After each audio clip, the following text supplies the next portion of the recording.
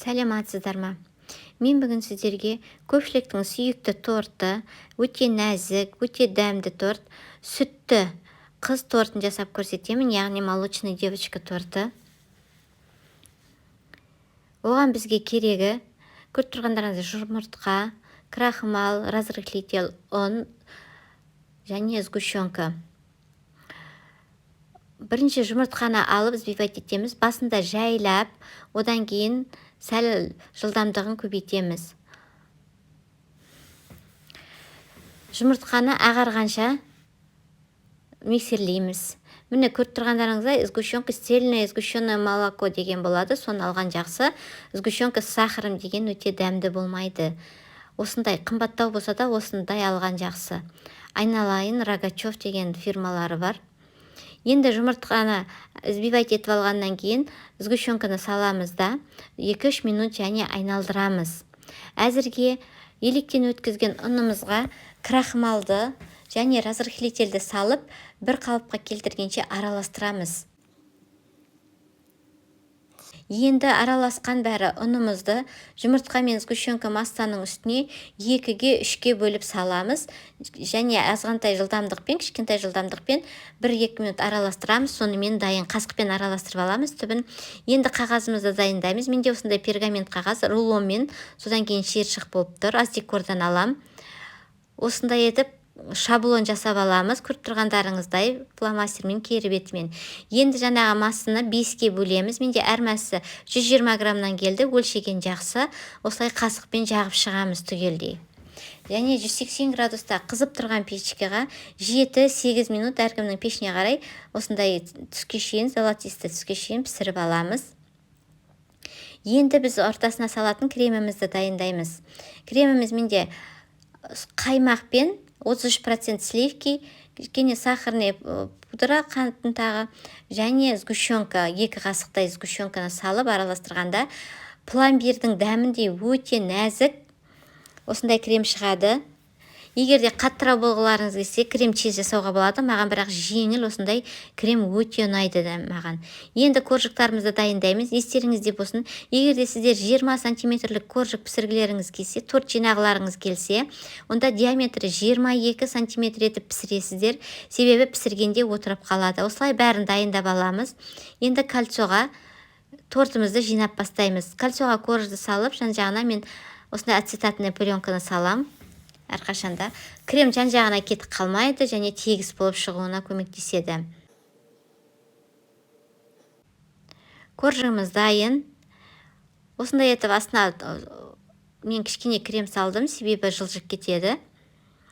Енді осы коржықтың үстіне крем саламыз. Кремім 250-270 граммнан келеді әргіне бөлгенде. Бізде 5 коржық, сондықтан біз 4-ке бөлеміз.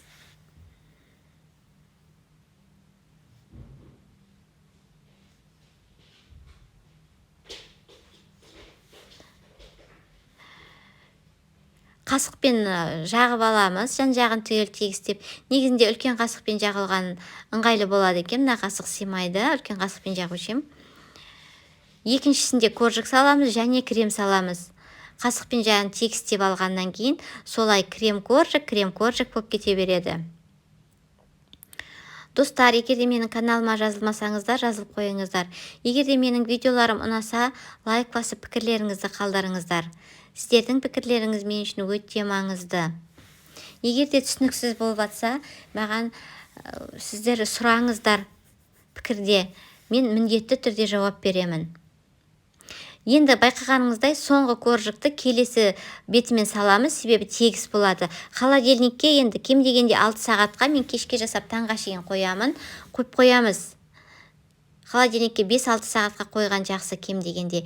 Енді сыртындағы обтяжкасын дайындаймыз. Оған менде масляный крем чиз. Бірінші майымызды бөлме температурасындағы жақсылап езіп аламыз. Жақсылап езіп алғаннан кейін үстіне қант ұнтағын саламыз, осындай електен өткізіп. Себебі ортасында қалған түйіршіктері крем жинағанда сіздерге кедергі келтіруі мүмкін. мына ванильдің қанты, ваниль ұнтағы емес, ваниль қанты, ваниль ұнтағы болса азғантай саласыздар. Енді осыны кішкене миксермен жайлап араластырып аламыз да, содан кейін миксерлейміз. Миксерлеген кезде себебі шашырап кетуі мүмкін. Жақсылап араластырып аламыз.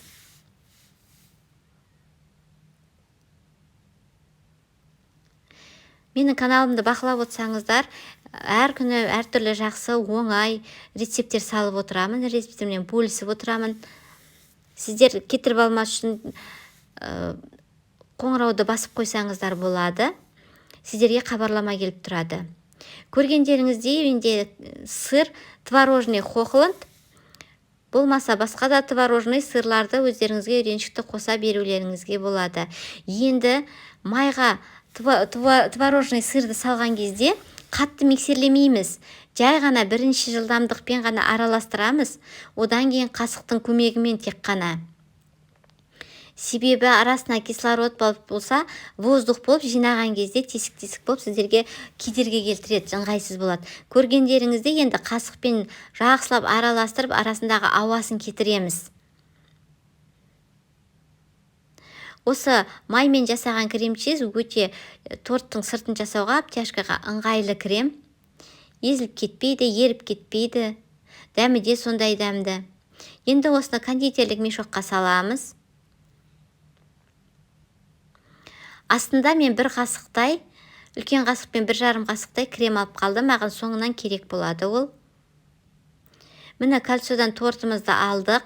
Көріп тұрғандарыңыздай бір қалыпты әдемі крем болып, торт болып шықты. Егер де өздеріңізге болса, осы күйінде жей берсеңіздер де өте нәзік торт. Жұмсақ болды.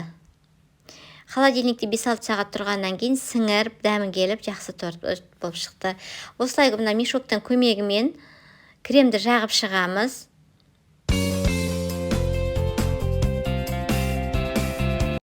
Енді осылай көріп тұрғандарыңыздай көмекші құралдар, шпательдердің, палетканың көмегімен тегістейміз торттың сыртын. Егер де қолдарыңыз ыңғайлысыз болып жатса, 2-3 торттар жасағаннан кейін үйреніп кетеді. Жайлап-жайлап үйренесіздер.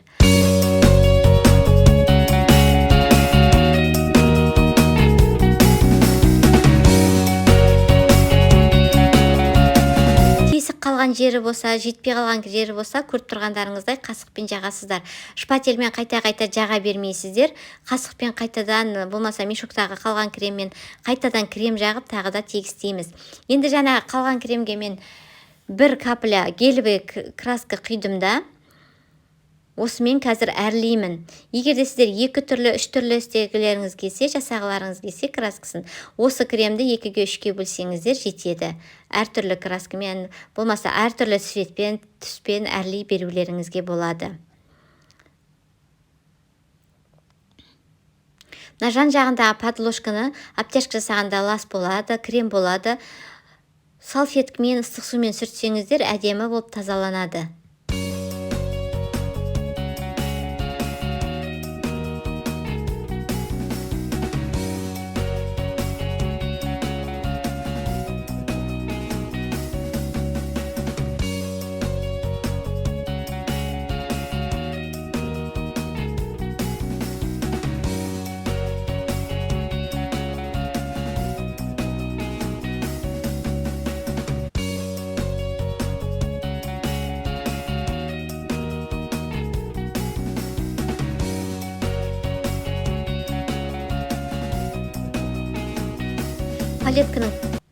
Палеткамен көмегімен жаңа қызыл кремімді жағып, сонымен әрледім.